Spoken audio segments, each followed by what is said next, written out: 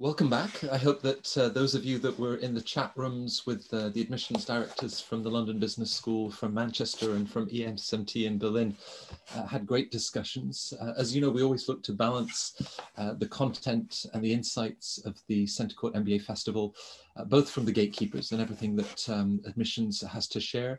But there's a constant dialogue between that team and the career services team, who of course play such a pivotal role in the sort of transformations that we hear. You know, every time I talk to MBA graduates from wonderful schools like Rotterdam, IMD, HEC Paris, and the Asia School of Business, they talk about this transformation. And I truly believe that the career services teams are at the heart of that. So, you know, every 3 months we get the chance to sort of look at the job market for MBAs, and obviously with such a great panel, sharing lots and lots of insights with some of the comments about record application volumes to the programs. That will mean that you're going to be very busy in the years to come. So I'm delighted to welcome back Julia de Vargas Marquez, who of course is the MBA Career Development Center Director at IMD. And I do remember, Julia, how you described all of your students like family, and this journey that you'll be going on. We'll be talking a lot more about that. Joop Elemans is joining us from Rotterdam, the Rotterdam School of Management. He's the director of the Career Center. Joop, great to have you with us for your first CentreCourt. One of our favorites, coming all the way from Kuala Lumpur, Malaysia, is Sean Ferguson from the Asia School of Business, this really exciting frontier program, as he and I now like to describe it, that partners with MIT Sloan. Sean, of course, is the Associate Dean, and an old friend, both personally and with the CentreCourt festivals, Tony Summers, the Director of Employer Engagement at HEC Paris. Now, Tony, we'll start with you, if we may. As Sarah commented on yesterday's admissions panel, it looks like you might create another section and bring in even more students in January 2022 to keep you and your career services team even busier. But tell us a little bit about why you're already very busy and the sort of MBA job market that the students and graduates have seen over the last few months. Sure, I will. Happy to do that. Thank you, Matt. First of all, I'd just like to stress to everybody that this last year has been very traumatic for all of us. I don't think we've, certainly none of us have ever experienced what it's like to be living through a global pandemic. I think the response worldwide has been tremendous if we compare it to the last one we went through. But I think the one thing that hasn't really been affected has been the recruitment market. I've been in this business long enough to have seen in the past when the job market gets really affected. And no less than 12 years ago with the financial crisis, we saw a huge downturn in recruitment opportunities simply because of what happened. In this case, absolutely not. Last year, yes, there was some tumult in the market. There were some companies that were saying that they were not sure about recruitment. We had a handful that said, we're stopping recruitment for the moment. But by and large, pretty much by September 2020, things were sort of back on track. And what people were getting used to, people like me and people like the students and the recruiters, was doing everything virtually. So we did all our recruitment events virtual from September right through to March. We have to say that the number of companies and the quality of the companies exceeded the previous year. So there were more companies actually connecting with us to recruit our students, not just our MBAs, but our master's students. We think that in many ways, the virtual experience is actually better, and recruiters, especially international recruiters, really, really like this. So we didn't really see anything that was, majorly impacting on the job market. The second thing I'll say is that recruitment activity has remained strong. Like normally it kind of stops in March, end of March, but last month and this month, we've seen a lot of activity by recruiters, both through career fairs and also individual sessions that recruiters have set up to actually still attract the class of 2021. So we're seeing this very much happening now. Any recruiter that we were working with last year who had a freeze on recruiting has come back and said they're going to be recruiting this year. And last but not least, we're doing a lot of outreach to the students at the moment, and actually the signs are very positive. So very different story from class of 2020 as far as students are concerned. Very little difference actually over the last year and a half as far as recruiting and recruiting activity is concerned. And we think that once this COVID thing is behind us, we're going to see a lot more recruiter activity in some of the sectors that have been quiet for the last year and a half. So all in all, a positive story all around, and I have no reason for saying that. I would much prefer to be honest and say if it wasn't that case, it's better to say that, but it's definitely not the case. I think it's lovely to start with a very thoughtful and positive. It's really positive. Yeah, it's really positive. Yeah, it's been difficult. It's been difficult, but not negative at all. And Tony, so I suppose the uncertainty that we faced 12 months ago, and perhaps that initially sort of slowed down company plans, but things have picked up perhaps far more quickly than people have expected, and they don't want to interrupt this pipeline of talent. Absolutely, and I think that's a great lesson that companies have learned from the past, is that, you know, you can react to market forces or market conditions and stop recruiting, but then you have to build up that pipeline again.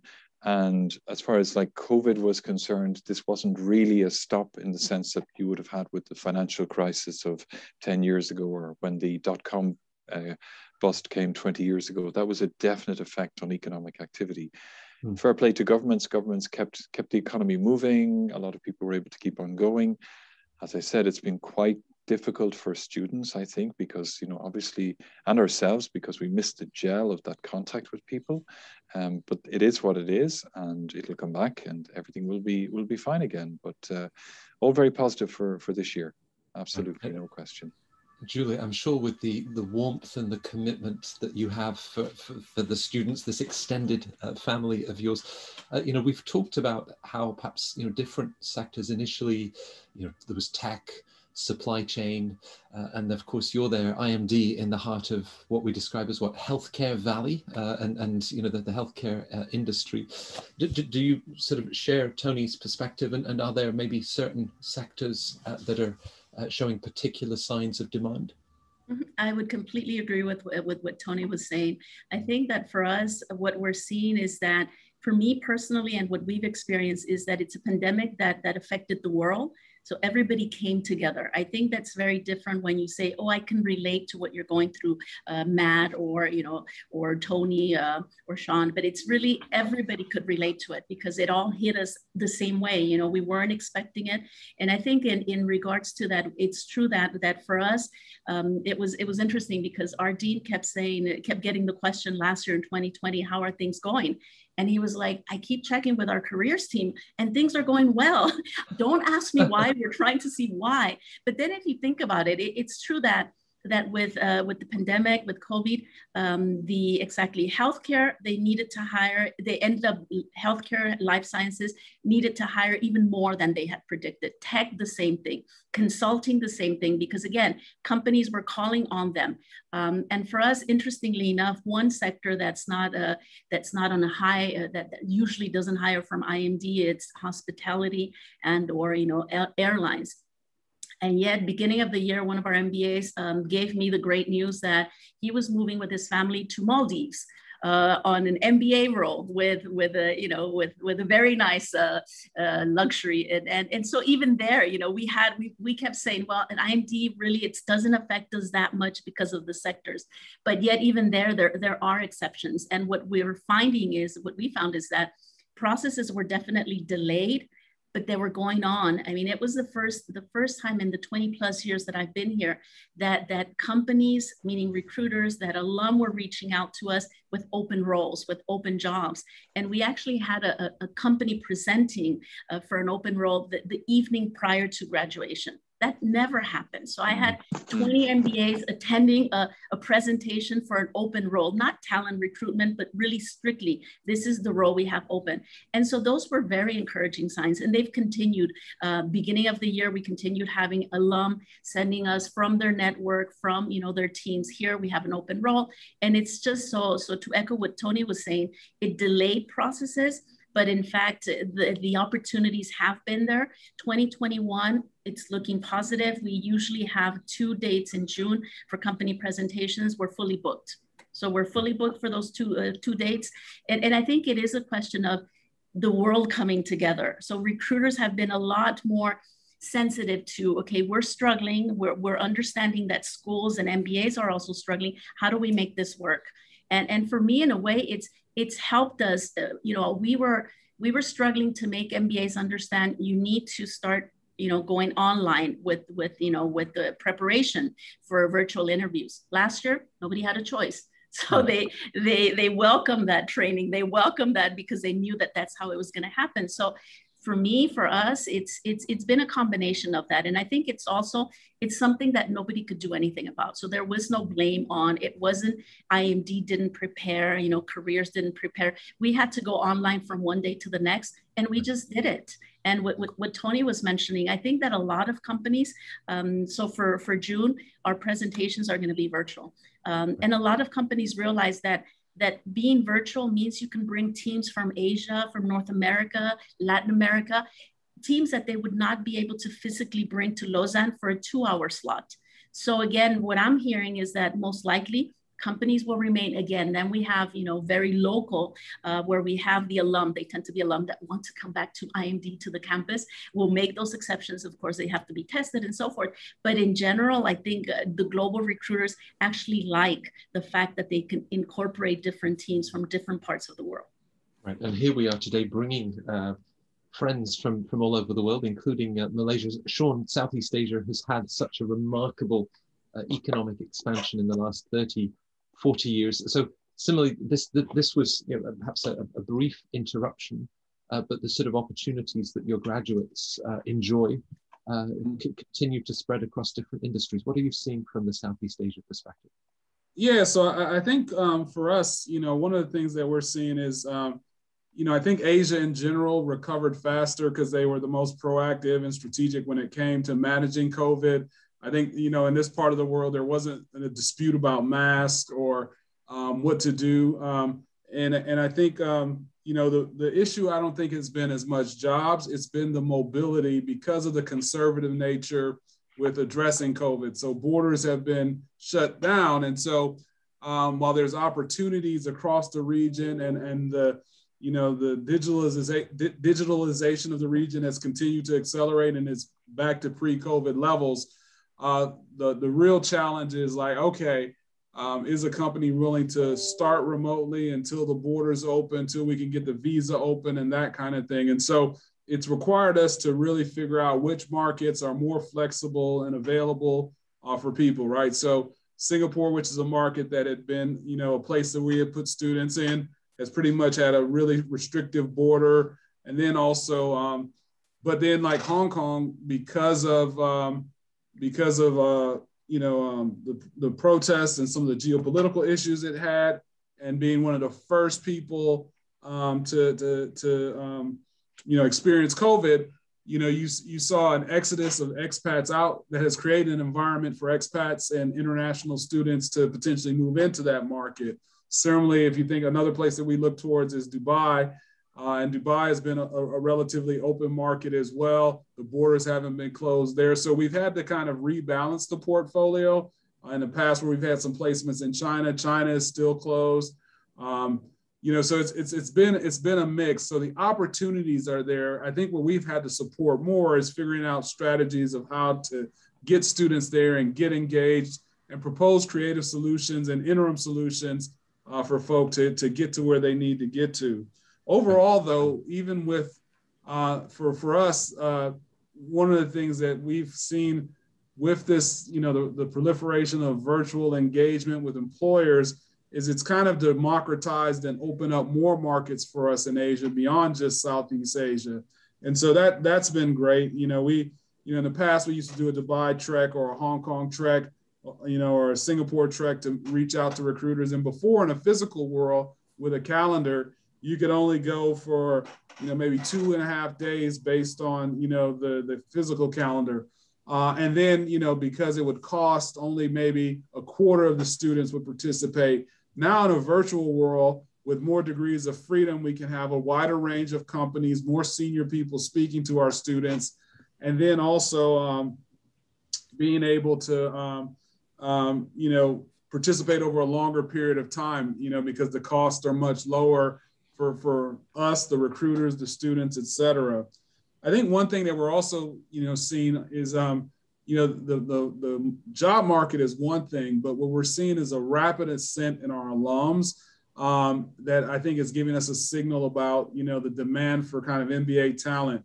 We just completed our first alumni survey of our first 2 classes, and the rates of promotion, like 80% of our first 2 classes that, you know, they've only been graduated 1 and 2 years at the time of the survey, was 80% of those classes, right? And a quarter of the alums had received 2 promotions, and the average growth in salary was 15% on an annualized basis. So what we're seeing, you know, as far as growth in careers, right, is being reflected into the, you know, in the productivity that the market is valuing in our graduates in this part of the world. Yeah, yeah. So that dynamism that is there, and you know, the world has kept moving. Part of that has been an effective supply chain. There was a brief moment when things got stuck in the Suez Canal, but of course Rotterdam, Joep, is at the heart of Europe's supply chain with the biggest deep water port. I know that that's just one of the many elements of a vibrant city. What have you seen at Rotterdam in terms of sectors and overall demand, similar to what Tony, Julia, and Sean have described? Yeah, absolutely, very, very similar. Last year was really a difficult year, but the class which graduated in March, the numbers for them on employment are really, really good, definitely higher than last year. So actually it looks much more as it normally was, as normal years without COVID. I think adding to what has said before are 2 things. The Alumni Network, it was already touched upon, but that is really becoming more and more important. Indeed, by the initiative of alumni who realize, hey, it may not be easy for the students, so that may trigger them to reach out more actively. We have also contacted our alumni more actively, but you see that networking is more and more important. So yeah, even more value to the network of RSM alumni.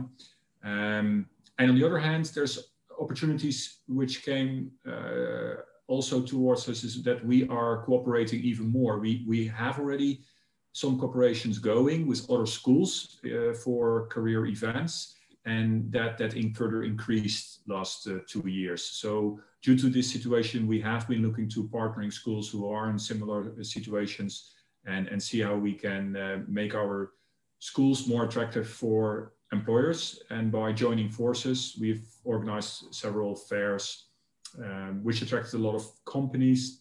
So that was one of the other benefits. And indeed, for companies, it's there to stay, to keep corporate events online. There will be a mix, hopefully, because it's also nice to have them on campus, but it was definitely going to be much more of a mix of virtual events and on-campus events in the future. Right. And you make a very important point. I suppose as people are applying to business school, they naturally think about the classmates that they will learn discounted cash flow, strategic marketing, and other skill sets. But you know, in talking about that wider community of the alumni, certainly, you know, in those tough moments, but it's an ongoing thing. You're part of this vibrant community of the school, and whether it's then sort of indicating career opportunities, how does it work to really engage with them? Some have been proactive.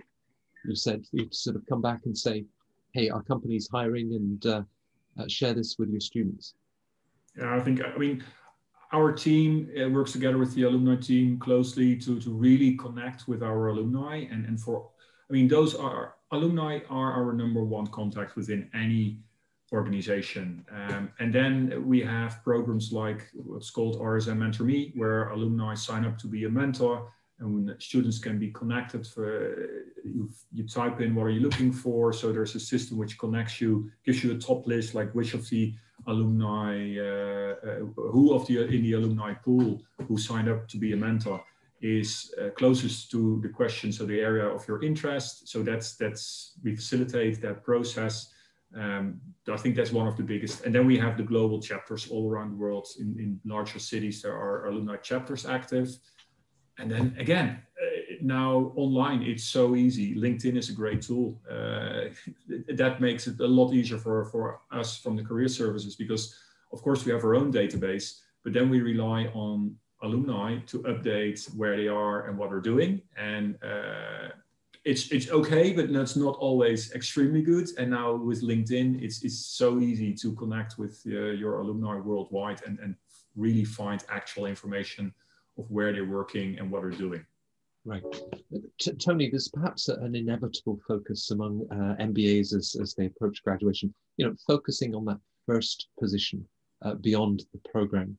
But of course, you're preparing them for not just that first job, but the career path that they will be following. And as you reflect on not just the class of 2020, but perhaps the class of 2010 after the financial crisis, or even the class of what would it have been 2002 and the dot-com bubble, coming out of one of the top business schools with an MBA is setting you up not just for that first position, but for the next steps of your career. Sure. Yeah, happy to answer that. First thing I'd say is it's kind of interesting that if you do actually look back, you see that students who come out of MBA programs in times of difficulty very often do better. And I think it's because they have to learn more resilience, learn more about, resilience basically, which is a very, very key skill as we move forward into this uncertain world that we have. We've absolutely no idea what's going to happen next year or the year afterwards. I don't think there's enough data done on, like alumni 10 years out, 5 years out, that kind of thing. But, what I can say unreservedly is that no one, but practically no one looks back on his or her MBA degree and sees it as a waste, sees it as something that, I wish I hadn't done that. And the reason for this is mainly because for most MBAs, they achieve what we call career transformation. And we analyze this, we divide it into three buckets, as it were, which is changing sector, changing geography, and changing function. And just to mention the figures at HEC, but I'm sure it's exactly the same at any of the schools here, is that over 70% of the students change 2 out of 3 doing an MBA. So they absolutely transform their career. This is not marketing blurb, this actually happens. And what that means is that they are set off on a completely different track. And as we know, very often it's the second job or even the third job after the MBA where they actually reach nirvana. And second job after MBA would be, within the first 5 years. Third job might be between 5 and 10 years. And I think this is why we see so many MBAs after 10 years being positive about what they've done. And that's the first thing. The first thing is they actually make this transformation on the MBA. Okay, sometimes the first job is only changing maybe 1 of the 3 or 2 of the 3, but by the time they're through the whole process, they have changed everything in relation to where they were before. And there's not many degrees or many experiences that can say that, actually. And I think this is why the MBA continues to be such a popular degree. It stands the test of time. The other thing I would say that they learn on their MBA, which again stands them to good stead, is of course the network. So they really start to learn to network with their peers. They learn that actually the peers, whether it's 70 peers or 270 peers, these are actually people that they will form lifelong relationships with. And I think that helps them then as they move forward to understand the value of networking. They really start to appreciate the alumni networking, the alumni network from their school, whether it's the MBA network or the school-wide network. I think these are the things that make the MBA valuable. And it's funny because I was actually speaking yesterday to an MBA that went through HEC at 2008. And it was just, he was talking about his career ever since he left there. And, again, not boasting or anything, but it was just amazing what he actually achieved. So really I think that, but I honestly, I may be wrong about this, but I'm not too sure whether there's been a ton of research done on this, because it would be very interesting to maybe get some more data around this. But I can certainly say from my experience, it's absolutely the case.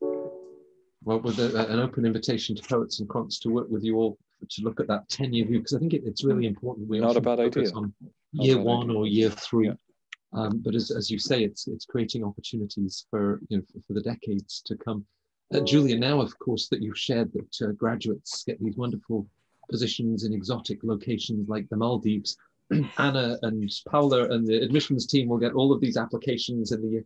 What do you want to do after IMD? I want to go to the Maldives. But I mean, you have alumni, they share the family updates as well, of course, as their career updates. Similarly, do you see this enduring value of the degree? And really, that first position is just the first step. It's just the start. Absolutely. What we encourage our MBAs, we tell them, I mean, you should consider joining a company not for that first job, but really a company where you feel the connection, where you feel you share the values. And again, because that job, we've had experiences from MBAs that enter into a process, they receive an offer for a role, and before they join the company, that role has already changed. Because in the meantime, there was another open role and the recruiter, realized that in fact, based on your motivation, maybe it would be a better fit. And again, that really shows that the company is not looking to box somebody in, but that they really believe that they want to bring in the person because there's that fit, the fit to grow their careers. And that's how I explain it to the MBAs and to the recruiters. Our MBAs are not looking for a job. They're really looking to find that home, that company that they feel the connection with, the people, the values, the product, whatever it might be, so that they can grow a career. So definitely, I would agree with Tony. It's really about, looking at it. And for me, what I always say is also, you might have to take a step back or 2 steps back, depending if you want to change absolutely everything. But that then you'll grow. There is the opportunity. We hear that you don't leave a job, you don't leave a company, you leave a boss, because you're boss and so forth. The same thing here. You want to join a company that you really feel comfortable with, that you feel that there is that added value for you, and that, okay, I will do this starting job because I'm changing absolutely everything, but there is the room to grow. And I think that is very important. And when we hear about alum, that's exactly what they're doing. And again, as Tony was mentioning, we're always in contact with alum. I was speaking with a current MBA, and last weekend he went to Zurich. And he actually had conversations with alum from 3 different classes, from 2 different deans. And still, the commonality is the IMD DNA. And they still, want to talk about their year, the transformation, what they did in those 12 months, where they're at now. And it was interesting because the current MBA was saying, it's just amazing. There's just the click there, and they weren't from the same class. They were from different backgrounds, different nationalities. And yet it was like finding old friends or connecting with old friends. And they ask you about, IMD, Lausanne, the amusement park, what have you. And there is already that connection. So I think it definitely ties in. And that's where we see, for me, what I warn our current MBAs is at times, the current class gets very much stuck in the recruiters that always tend to come, because there is that familiarity with, okay, we have IMD MBAs. And I had a conversation with an MBA from 2018 who told me, that's all fine. He said, but I joined a company where I'm the first MBA, not only from IMD, but the first MBA. And it's great because I am setting my path. And it's true that we have a tendency to want to stay with the same group. Again, at IMD, it's a small group. So at times companies will hire 5, 12, 14 MBAs from one class, and they feel like, oh, it's an extension of IMD. I tend to tell them after the 12 months, cut the umbilical cord, go and make your own career. And hearing this alum from 2018, it was great because he was saying, it's not a question of me feeling, that I wouldn't want to compete with other MBAs, but it's great to join a company where the company has realized we don't have an MBA culture, but we want to build that. And it takes courage from both the company and the first MBA. And for us, that's the trickiest part. When you get one MBA into a company, then both the other MBA classes that come after say, oh, okay, that's Matt is in that company, must be a great company, or they must have an MBA culture.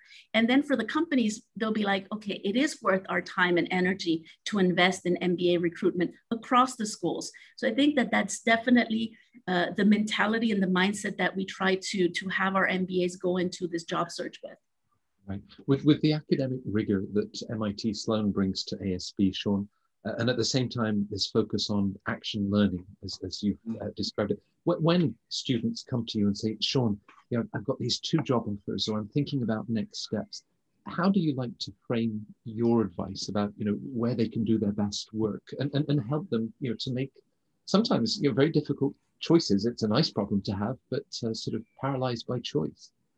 Well, so I think a lot of our discussion when I have these conversations with students, I try to help them think about the long view and not just the short-term view. And for the most of them, I have to remind them about why they came to Asia in the first place. And a lot of these students were putting their chips in and making the big bet on the future, right? And so, this Asia is a kind of blank canvas. And so sometimes, I think Julia was mentioning this, you know, folks are focused on the Googles, the Facebooks, the Amazons, or the kind of traditional employers.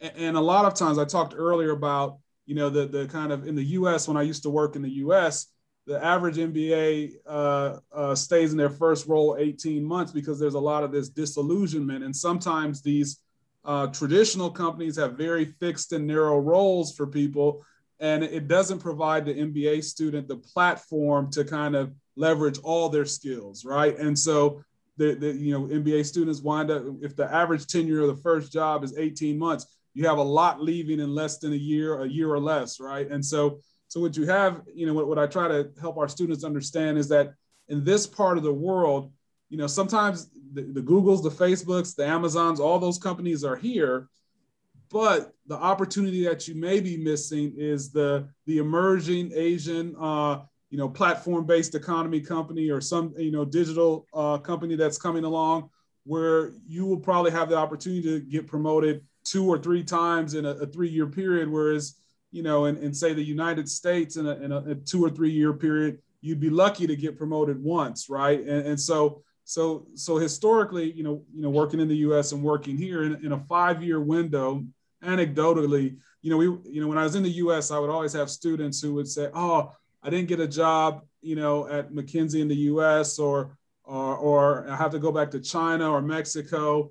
But then what would happen is, because of the growth opportunities in these other parts of the world where they had to repatriate back to, they would get promoted at a faster rate. And we see that happening a lot here in Asia. And, you know, one of the points, you know, Tony made was that, you know, the transformational nature of the MBA, I think we all deliver this kind of experience. I like to call the MBA the Swiss Army knife of graduate degrees. In this kind of blank canvas environment here in Asia, I feel like you get the opportunity to use all your tools more, because it is so unstructured. It's so frontier oriented.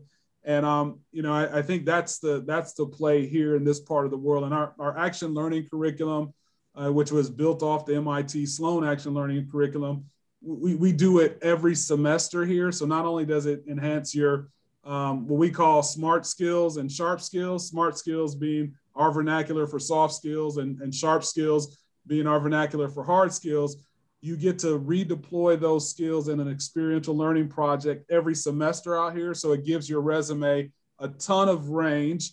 And then also, because we do these projects all across the region, whether it's Thailand, Indonesia, you know, the Philippines or what have you, not only are you learning how to put theory into practice, right, but you're also developing a cross-cultural savvy of, you know, this hyper diverse environment. You know, 70% of our students are from outside of Malaysia.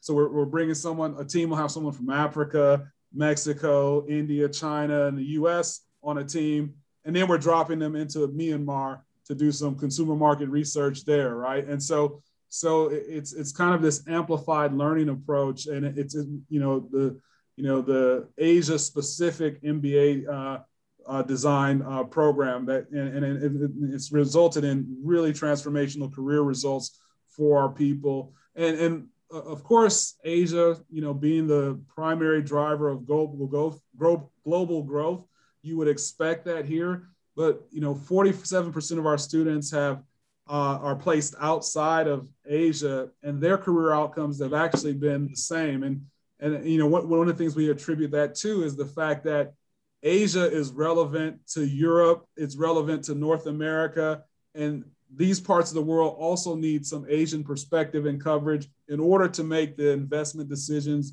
in this part of the world, or figure out what the strategies are in this part of the world from the headquarters. Right. So taking that longer term view now, long before the FT, included CSR as one of the criterion for their rankings, RSM had embedded the 17 United Nations Sustainable Development Goals, SDGs, into the curriculum, the campus, staff reviews. Everybody is involved in this. So when, you know, Tony, Julia, they're talking about a connection with the employer that's so important. How does that emerge? For graduates, you've got companies like Unilever, that themselves really sort of push forward with SDGs, and this sense of culture. How do you get students to think about those sort of aspects of the next steps of their career? Yeah, and the mission of RSM is to be a force for positive change. So we use that a lot, and we always ask also to recruiters, like, how can our students be a force for positive change in your organization? And that makes companies think, but also students think. So really through the whole program, that mission that is ingrained in everything. And students, we really challenge students to think about, okay, how are you going to be a force for positive change? How are you going to have impact? And maybe it's a small drip somewhere, and maybe it's huge. It's like, okay, it depends also on the person, like what is your number one goal? But always keep in mind that whatever you do in whatever kind of organization, you can do something to have impact on creating a better world. And then the connection to the SDGs, if you look to those 17 strategic goals, there's always at least one which you can connect with. And like I said, in every single role, you do not need to be a sustainability manager to have a positive impact on sustainability or on any positive development in this world. So we really challenge our students to think, okay, what impact do you want to have? How are you going to have it? And how can you do that in a company?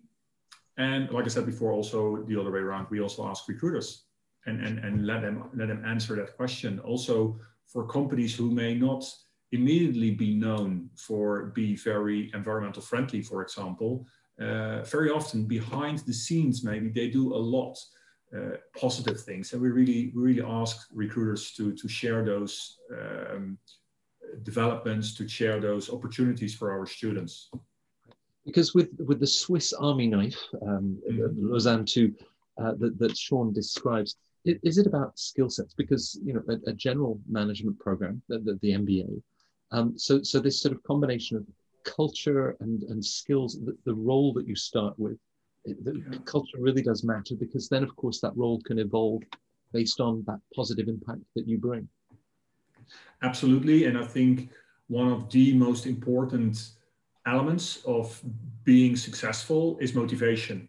And if you really are going down into your core and your intrinsic motivation, like, okay, why do you want to work for this company? Why do you want to work in this specific function?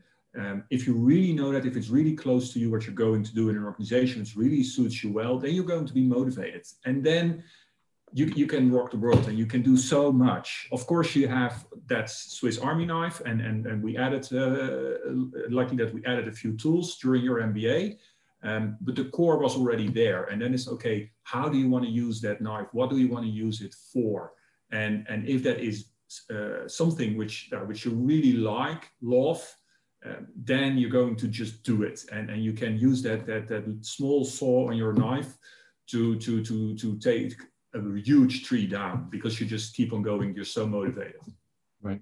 There's a story that one of your peers tells of the hummingbird, and I encourage any of our viewers to type RSM and the hummingbird to see how a small bird, drop by drop, can make a difference. So now the sun is now shining in Paris. We know the cafes are open, and I could spend hours talking to the four of you on one of those cafe terraces. I just need to be more mindful of time.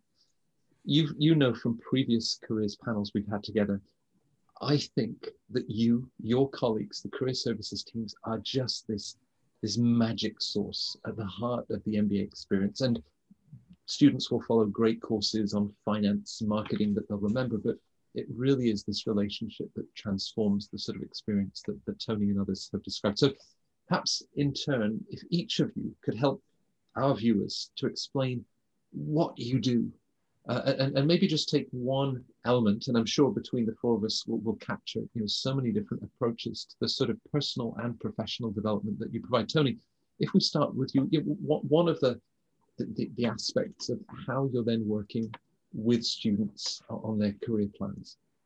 Sure, happy to do that, of course. Actually, what I do, my current job is very much focused on the employer side. So I work mainly with employers. That's my daily job, and I think that's a very satisfactory thing to do, because actually it means that I have the opportunity, myself and the team have the opportunity to really think with employers about how we can help them recruit our students. And it's not really about just, okay, so come on campus, do a campus event. That's great. Thank you very much. Obviously, one of the benchmarks that students and prospects and so on look to schools like HEC, they'll say, okay, what kind of companies come on campus? What kind of companies recruit with you? But for us, actually, the most important thing is the relationship. Right at this time of year, what we're doing a lot with our employers is actually looking back on the last year and making plans for next year and figuring out how best we could do things. And I think what's most satisfactory for them is the range of different things they've been able to do with us this past year, actually resulting from COVID. In other words, they were able to do recruiting events at different times. They were able to do different kinds of events. They were able to engage with the students in a much different way.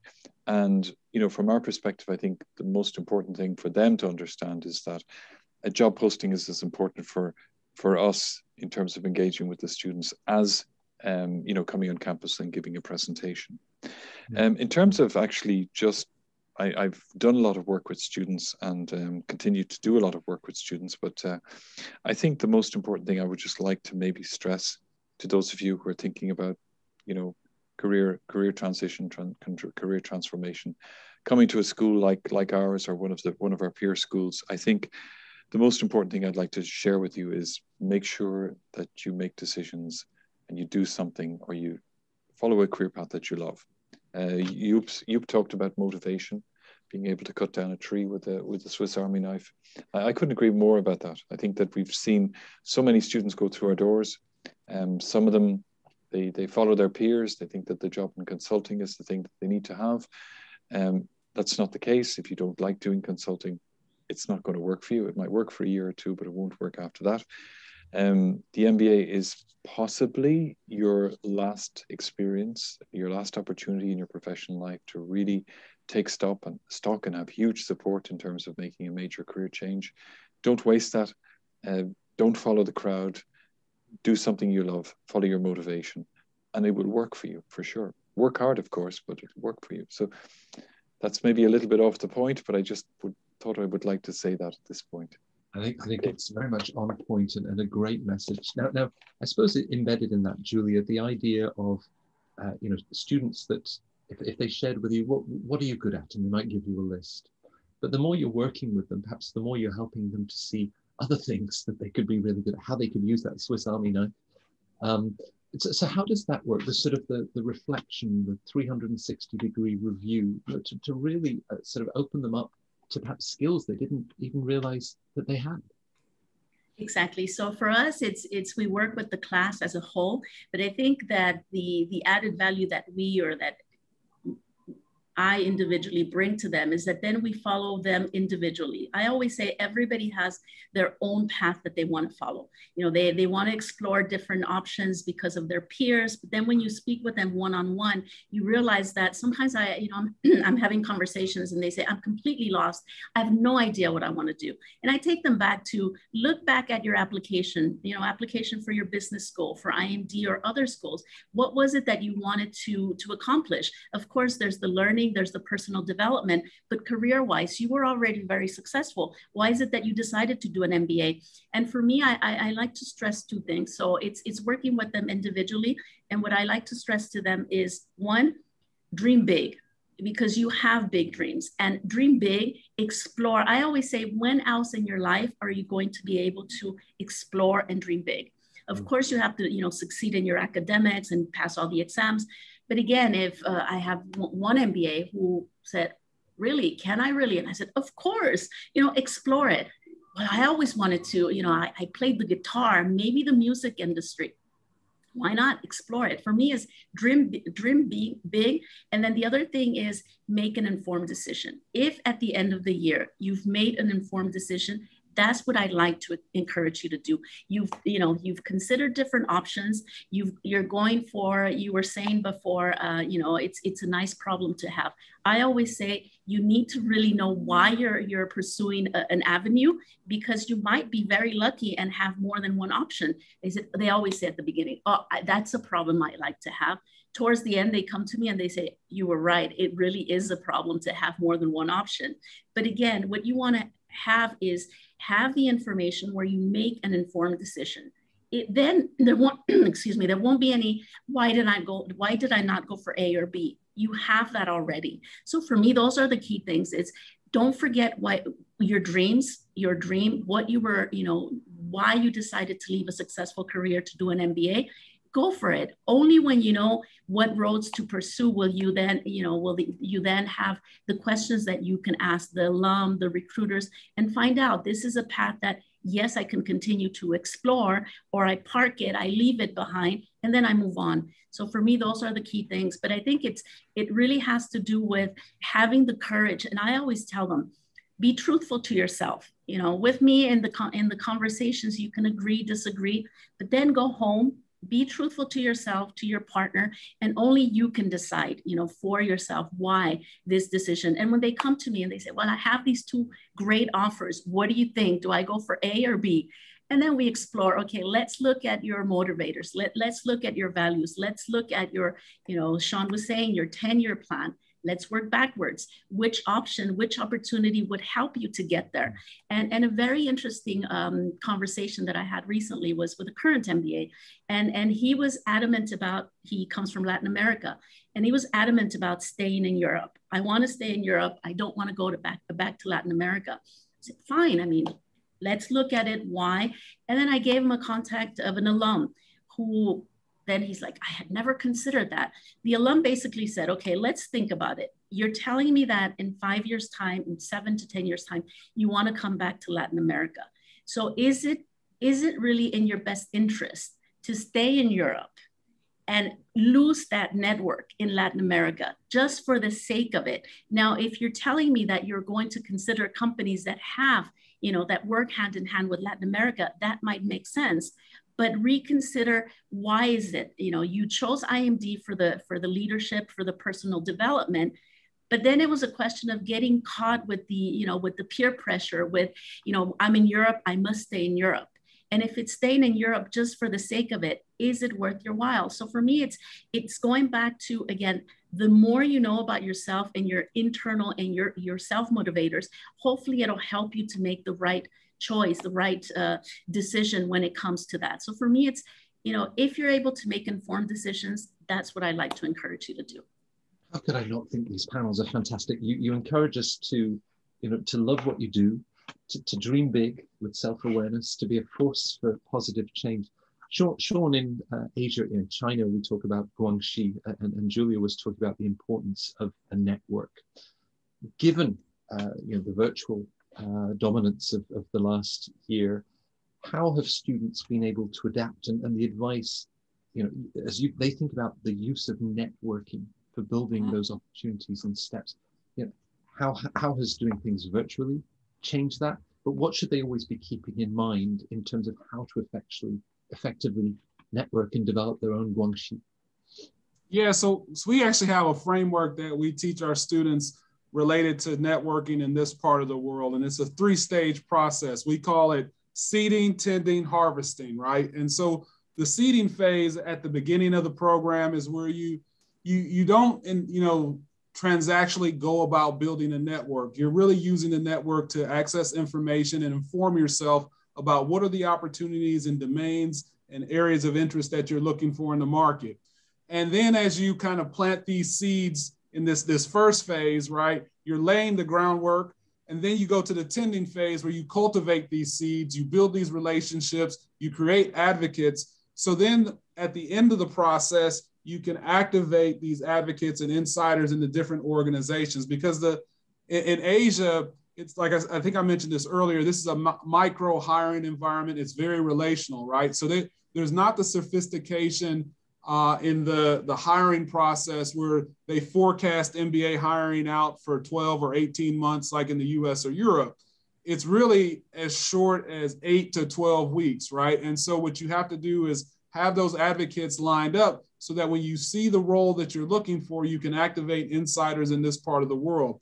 I think the relational capital here, you know, I always tell people, if you're relational by nature, you know, the degrees of separation in this part of the world are much less than the US. You know, I've been over here now for the last 8 years. And when my students used to go on exchange to, say, a London or a New York, their ability to, in Asia, because of the frontier environment out here and the transient nature of folks coming in and out of the region, kind of seeking opportunity and the dynamism, people are much open to having a coffee, right? And so, I tell my students, Americans treat me better out here than they treat me in America. Or if you're Mexican, the Mexicans out here will embrace you more than they'll embrace you in Mexico. And so it's so much easier to get close to power and access, right? I had a student, you know, she wasn't even interested in investment banking. And she talked herself into an interview with investment. She was interested in healthcare. She somehow was able to get a meeting with the chair of Goldman Sachs and have coffee with him for Asia Pacific. And then next thing you know, she is interviewing for an investment banking role in healthcare, right? And so you know, I think, you know, your ability to gain access to people in this part of the world are critical. And, you know, so I encourage people to come to this part of the world if you're relational. And, you know, the environment here, the bespoke nature of the career search, you know, gives you a lot of opportunity here. And the relationships really, really matter in this part of the world. And so that 3-stage framework really sets up and feeds into, you know, how things work relationally here and for the kind of macro, you know, condensed short-term hiring cycle. Right. Sean, you're so charming. I hope that people, wherever you go in the world, are welcoming and nice to you. I'm sure that's the case. Yep, we spoke yesterday with Brandon about the I will statement at Rotterdam School of Management that I think everybody participates in. It's sort of goal setting. Maybe you can sort of tie that to one of your favorite stories as you think about an individual and where you and your team sort of started with them, what emerged from that goal setting, and just, you know, what you've watched, because we've used this word transformation a lot, each of you, examples that you've given and how exciting that is. Yeah. So what would be the I will and how they then utilize that for their personal journey? Let me explain it with a personal story for myself. So indeed, we have this like I will movement where you take beautiful pictures as well, black and white, and we ask everybody to create an I will statement. So think about for yourself, like I will ... So what do you want? What are you going to do? And we really make students to think about it early in the year of the full-time MBA. And you see it often changes. I started about 11 years ago working at RSM, coming from a very commercial background in recruitment, and then suddenly working in a university. My I will statement has developed, and it's already the same for a couple of years now. And it is, I will develop people and organizations. And that's what I really believe in. So I really want to help people to develop and organizations to develop. So we constantly going through changes in the Career Center, to listening to our students, listening to our alumni, to see, okay, what can we do better? What can we do differently? What is changing in the world, and what should we adopt to? So that's the organizational change. And then the other part is the development of people. And we really want to develop, and I want to develop the members of my team, and also our students. So it is that really strong, I really strongly believe in, I will develop people and organizations. And we ask we ask an I will statement from every single student. We use them at graduation, and it's a lot of laughter often, because sometimes we kind of sneaky use one of the I will statements, which some students did in a very early stage. And then sometimes they have been a little bit maybe reluctant or funny, and they created the I will be drunk or something like that. But of course, when you go deeper, you get more serious I will statements, and they can be very, very powerful. Putting them in your resume and having it as a discussion during an interview, it can really be a changing moment where you can show a lot from yourself suddenly, instead of going through the history of your which is described in your resume, if you really use that I will close from your heart, it can be extremely powerful. And then you talk about how it's, in your case, it's evolved. You know, Julia had said, well, sometimes we need to think about where do you want to be 10 years from now, and then put in place. So your work is in an ongoing and evolving process, always sort of questioning and that self-awareness. Absolutely. Absolutely. It's not about that first job after the MBA. It's about your career development in the years after. Great. Well, I always sort of panic because we think about, you know, the questions that we'd like to cover during the panel. Then the four of you give such deep, rich, thoughtful, thought-provoking answers. And I think we've only got through 2 or 3 of the questions. I'm actually looking at you've actually run ahead and answered, you know, questions about meaningful post-MBA careers, the Alumni Network. So thank you for being a better guide for the content of this panel. I just have one final question, and it picks up on a comment from Tony earlier.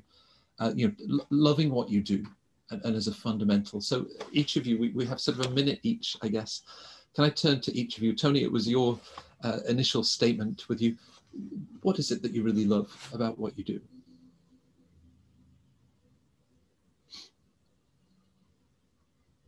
You're on mute. I know, I can't, I wasn't muting myself on purpose, Sean. Yeah, what I love what I do. I love what I do because actually I can see this change. I see this, it's the most satisfactory thing when you work in this business for a number of years, is that you get to meet alumni, you get to see alumni develop, and you get to see them in a way which gives me great personal satisfaction. So I think that even though my current job is more on the corporate side, which I actually really like, I still think it's all about seeing growth, seeing change, seeing transformation. Yeah, they're all cliches, but they're actually the truth. So that's my minute answer. The dean at IMD kept coming to see you, Julia, and saying, "How are things going in the last 12 months?" And there was your smiling face. What puts that smile on your face every day? I think for me, it's really the people's part of it. As Tony says, for me, I take the lead with corporates. And I always tell MBAs, it's not corporates, it's not companies, it's people. You know, behind those corporates, people, and really connecting with people. I love the fact that, you know, I start working with a new contact, a new HR contact, and then they move sectors, they move geographies. And one of the first things they do is they reach out to me and they're like, hey, now I've moved. I've gone from energy to, you know, IFC, from Geneva to Washington, DC. And I think that's the beauty of my job is really connecting with people and then connecting people. And you know, when you have an MBA alum that's telling you, oh, let's hope COVID can allow us to come back to IMD for our 20-year reunion, that's really, that makes it special, because it's really, I think, you know, for the 20 past years, if I had been working with numbers or physical objects, maybe I would not still be here. But for me, it's the people, the human element of it, and really the personal satisfaction of I had a tiny little bit. I put in a little grain of salt or you know, of sand to help these people, or help this one person. Maybe just clarify something. And yesterday I had a call with an MBA and he said, I need a spiritual guidance. And I was like, okay, a bit too much power there, but it's nice. And for me, it's really, I see them blossoming and I see them as my kids, and then you see them presenting and you're like, wow, they're all grown up now. And it's this pride, or like a mother. I mean, now now sometimes it's a bit tricky because I could be their mother, but it's very nice. It's very nice to have that connection. And you're right. My office is filled with pictures of their firstborn, their second, their third, and we have IMD t-shirts. And, you know, somebody from Belgium sent me, said, oh, I've had 3 kids, only 4 kids actually, only 2 have an IMD t-shirt. Can you send me the other 2? So really that connection, that people, family. I go back to family a lot because I think it is a family. It's like a family business, and it's always, maybe you lose touch with a cousin or distant cousin, and then when you reconnect with them, it's as if you were always in touch with them. So for me, it's the human element. Yeah. Sean, that pioneer spirit, that frontier spirit, you've taken it from Houston to Hong Kong, and now here you are in KL. What drives you and gives you so much pleasure as you discover new frontiers? You know, as a son of Jamaican immigrants, I really dig our emerging world mandate here at the Asia School of Business. And so we're very much a purpose-driven organization. And you know, what really gets me motivated is that at our school, we're outside of the Hong Kongs, we're outside of the Singapores, we're on the front line of Asia, really bringing, you know, connecting talent with opportunity in the emerging world. And, you know, I think by uplifting Asia economically, by distributing the management leaders that we create here, we're creating models for not just Asia, but also for other emerging world markets like Africa and Latin America. And that gives us a great sense of purpose and passion. And for students who are kind of looking to where the world is going in terms of the economic future, you know, we feel super inspired in our school about what we're doing here. And I think all of us really, really love what we're doing and are fired up every day to help bring students from Ghana or from Kazakhstan or wherever to help them transform and make an impact.